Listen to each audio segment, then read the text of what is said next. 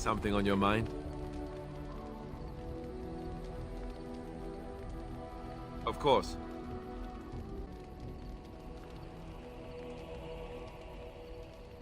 Never what? Had a good pair of shoes? I'm not sure I do. Have I never seen a basilisk? Ate jellied ham? Have I never licked a lamppost in winter? Make fun of you, dear lady. Perish the thought. Well, tell me, have you ever licked a lamppost in winter?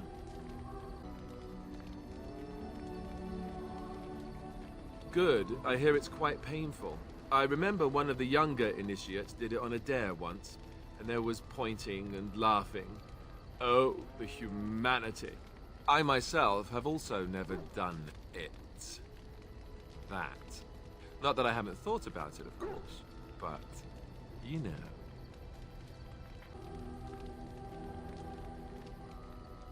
Well, living in the Chantry is not exactly a life for rambunctious boys. They taught me to be a gentleman, especially in the presence of beautiful women such as yourself. That's not so bad, is it? Did I say beautiful? Do you have any particular opinion on my saying that? Then I'll have to think of something more provocative next time, won't I? Until then, we should get underway, no? I have many tearful nights in my tent to contemplate, after all. Well, we're in camp. Now's as good a time as any to talk, right? You know, I was just thinking the same thing. Given the circumstances, things could have been so much worse. I'm so grateful that you're you, instead of some other Grey Warden. That sounded better in my head. I just mean to say that I can't imagine having done this without you. Now we just need to be rid of that pesky archdemon, and everything will be back to normal, right? Yes.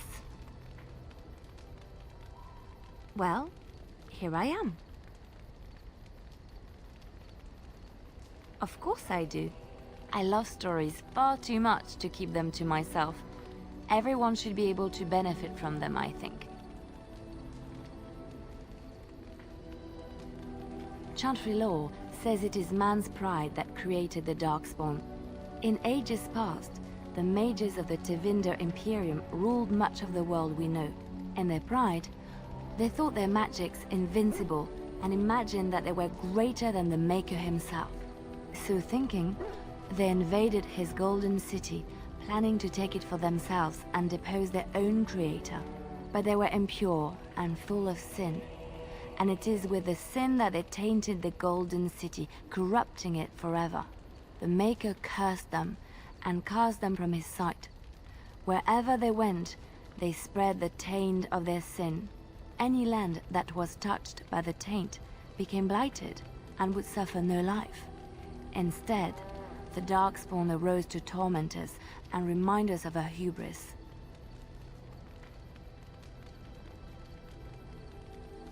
I know one, told to me by my mother a long time ago. It always chilled me to the bone. Maybe you have heard of Flemeth?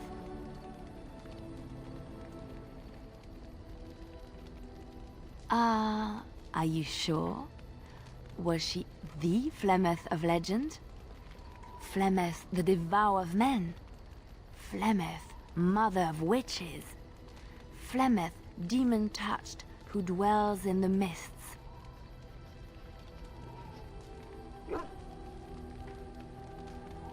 Well, if Flemeth really exists, she would be very, very old indeed. Ferelden mothers scare their daughters with talk of Flemeth. They say that if you're bad, Flemeth will spirit you away and bind you to her forever. They also say that Flemeth mourns her lost beauty and will steal yours through your looking glass if she catches you.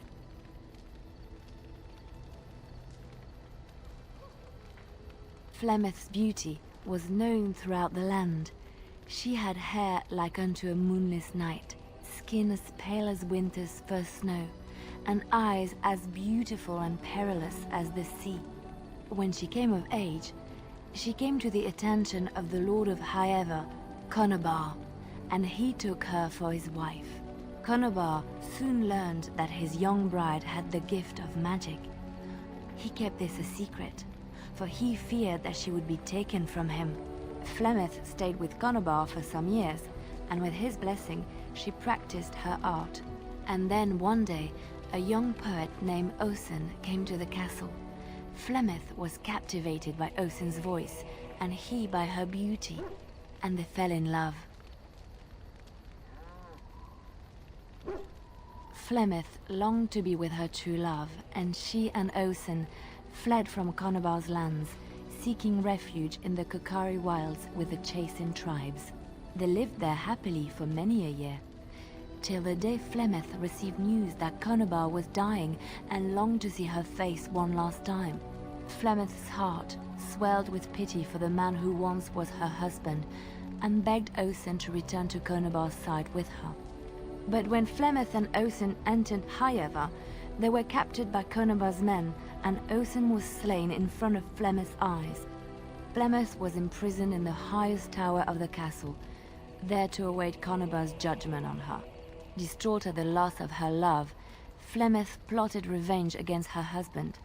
She summoned a fey demon, intending for it to wreak vengeance on Conobar. But a spell went awry. The demon possessed Flemeth.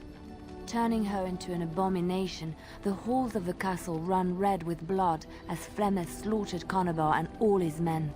The last of Flemeth's humanity melted away, and at dawn, she stole back to the wilds to plot and scheme for 100 years. They say she took to her side many Chasing men, and with their help, begat her daughter witches, who even now prowl the dark places of the Kokari wilds. Oh, it's been a long day. Rest would be welcome. Yes, of course. I am just a little weary. As you may have noticed, I'm no spring chicken.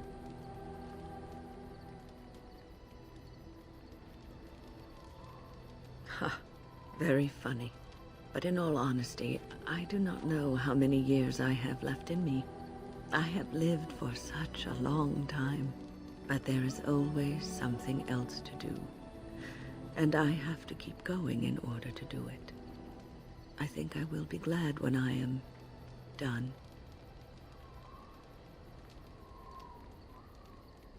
Oh, no. I'm not the sort of person that leaves things unfinished. I'll see this through, I promise. Have you encountered many abominations, apart from the ones in the Circle Tower? Ah, yes, Connor, of course. The first time I saw an abomination, my blood turned to ice. It was months before the nightmares stopped. It was the knowledge that I could easily become one of them that frightened me the most. One slip. All it takes is one slip, and everything you are is simply gone. Replaced by madness. And there is no turning back, or at least that's what they say.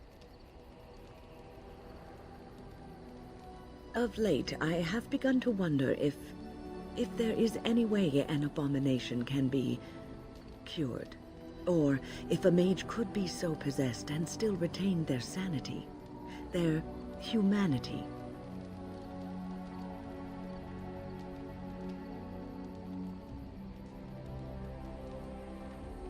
Yes, it is madness and cruelty that define abominations. If those are lacking, if the mage remembers the person they truly are, then they are not an abomination. I never saw that. Thank you for showing me another way of looking at it. So, tell me, how did you become a Grey Warden?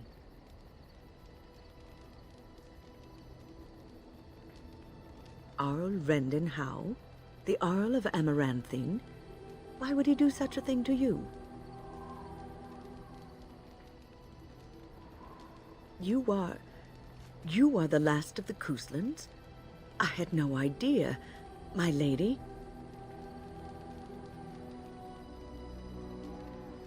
Yes, I suppose so. You can no longer have a title, can you? But that does not mean you must forget utterly where you came from. Take heart, dear friend. You survived, even when you were not expected to. We do not know yet what lies in store for you, or the name you carry. It is not so bad, is it, being a Grey Warden? Sometimes it gives me comfort to think that everything will end up the way it's supposed to. That it will be all right. You were chosen. You survived the joining when others did not. Perhaps it was meant to be. I must ask, what does being a Grey Warden mean to you? There's that, of course. But there's more to being a Grey Warden than killing Darkspawn and saving the world from the Blight. Ultimately, being a Grey Warden is about serving others. About serving all people, whether elves or dwarves or men.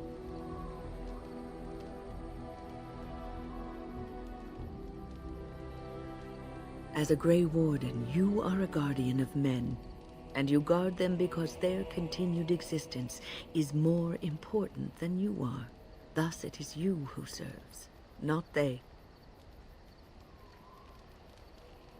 A good king, a true king who cares for his land, uses his power to rule firmly but fairly.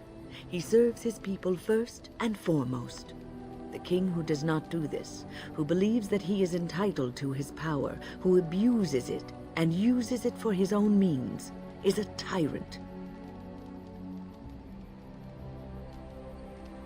If you live apart from others and your actions affect only you, then you may do as you wish. But if you have power, influence, and strength, your every action will be as a drop of water in a clear, still pond.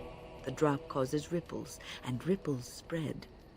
Think of how far they will go, how wide they will become, how will they affect the pond. But I've lectured enough for today. I should stop before I wear out my welcome. Is there something you need? The circle is in good hands. Irving knows what to do, and he doesn't need me underfoot. For now, I will support those that battle the Darkspawn. I do feel I left things unfinished in Ostagar. There is so much left to do, and I would be part of it.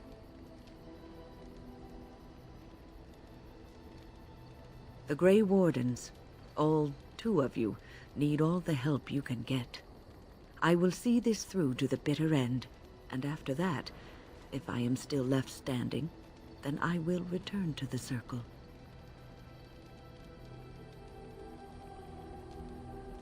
Perhaps. People don't become mages. They are born mages. The talent just surfaces later. But you are asking how I ended up at the circle. I was brought there by the Templars, just like many of the other apprentices. I don't remember very much. I was very young then. I set a boy on fire. It's a long story. I didn't have a family. I never knew my real parents. My earliest memory was of hiding in a hayloft on a farm, trying to keep warm. I was found, and the farmer's wife was kind enough not to send me away. But they had children of their own, and I was never made to feel welcome. The eldest son was the worst. He was always calling me a stray, and throwing anything he could get his hands on at me. And I don't know how it happened, but one day, he just found his hair on fire. Fortunately, there was a large trough nearby. I had singed his hair and eyebrows, but injured little other than his pride.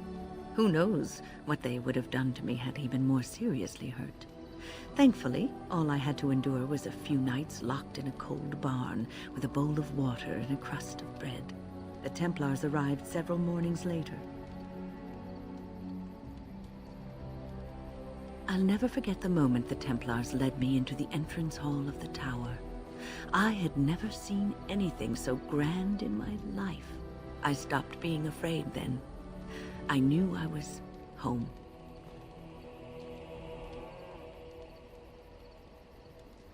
Well, that's about all there is to my tale.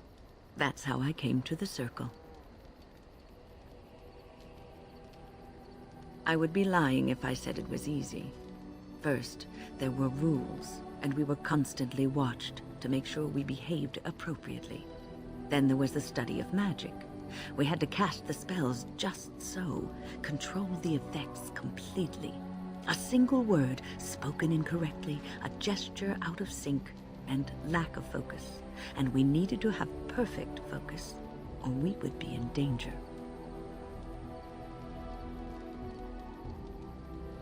It may seem that way sometimes, but it was the best thing for me. I was given the opportunity to develop my skills, to learn. And there was joy in life at the circle. The joys of fellowship, in knowing that you were not alone in your struggles. In spite of everything, I was happy in the tower, and I loved it. Yes. Speak, then. We have no mages such as you do. We have beasts in the shape of men who perform tricks.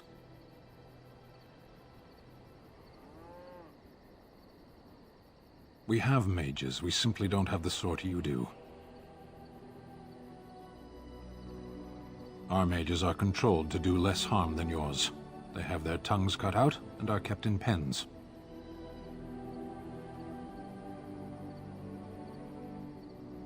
As a fish stranded by the tide knows the air, or a drowning man knows the sea, so does a mage know magic. Can you have just a little drowning? Some things come only in excess. Shera, are we going to fight the Darkspawn, or chatter until they grow bored and leave? I am hardly surprised. The Kyun. The path to wisdom. I am not surprised you don't recognize it. Ask a Tamasran. They know how to explain things to children. It is not for me to teach the Kyun. Speak, then. I misspoke. They are not beasts. Beasts learn eventually.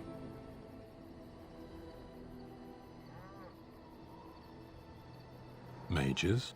Is there some reason you insist upon discussing this?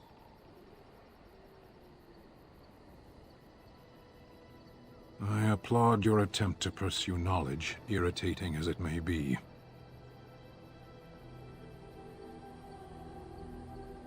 I know nothing of mages themselves, only their actions. There is no use talking of this. We should move on.